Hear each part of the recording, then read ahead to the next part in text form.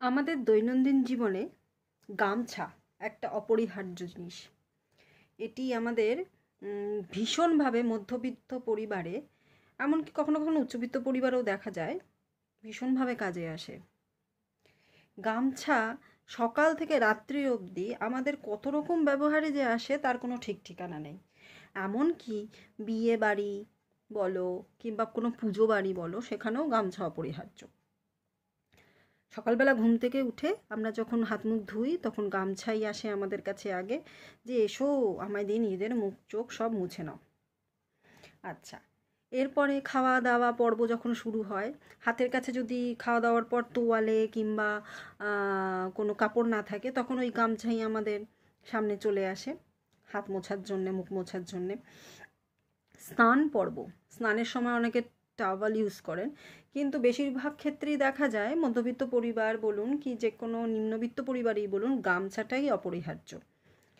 এছাড়া গামছা আমাদের মহিলাদের জীবনে একটি বিশেষ কাজ করে।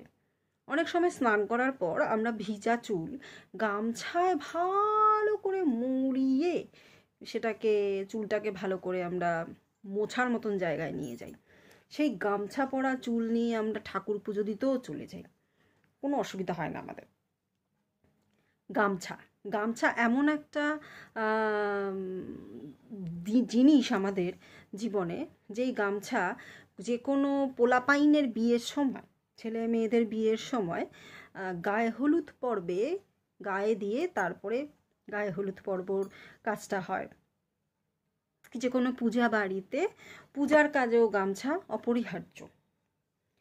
অনেক সময় বড়রা বলে গামছা যদি সন্ধ্যের পরে বাইরে মেলে রাখো, মানে খোলা আকাশের নিচে মেলে রাখো, তাহলে প্রচুর ধারকজ্জ হয়ে যায়।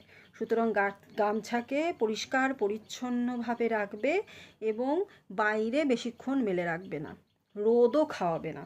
রোদ খাওয়ালে নাকি শরীরের রক্ত শুষে নেয় গামছা। মানে এতটাই গামছার বিশেষত্ব আমাদের জীবনে রয়েছে। মা কাকিমারা সব সময় চেষ্টা করেন যে গামছা সবসময় হাতের আশেপাশে কাছে রাখতে, যাতে করে তাদের সংসারে নানা রকম কাজের মধ্যে হাতের জল মোছার জন্যে গামছা থেকে যায়। এরপরেও গামছার আরেক বিশেষত্ব কি, গামছা যখন একেবারে ইউজ হতে হতে একেবারে শেষ পর্যায়ে চলে যাচ্ছে, যে ছিঁড়ে গেছে ফেটে গেছে, তাও তাকে ফেলে দেওয়া হয় না। সেই গামছা দিয়ে আমরা ন্যাকড়ার কাজ করি, কিংবা নানা রকম বাসন, ধোয়া বাসন মোছার জন্যে কাছে রেখে দিই। শেষ অবধি তাকে নিয়ে আমরা যতটা পারি নিজেদের কাজে লাগিয়ে দিই। গামছা আমাদের জীবনে এতটাই অপরিহার্য একটি জিনিস। ঠিক সেরমভাবেই গামছার মতো, একেবারেই গামছা নয় কিন্তু গামছার মতো কিছু মানুষ আমাদের জীবনে থাকেন, যারা সব সময় আমাদের সঙ্গে আছেন, আমাদের সঙ্গে থাকেন, কিন্তু তারা এতটাই আমাদের সঙ্গে মিলে ঝুলে থাকেন আমরা বুঝতেই পারি না যে তারা আমাদের সঙ্গে আছেন।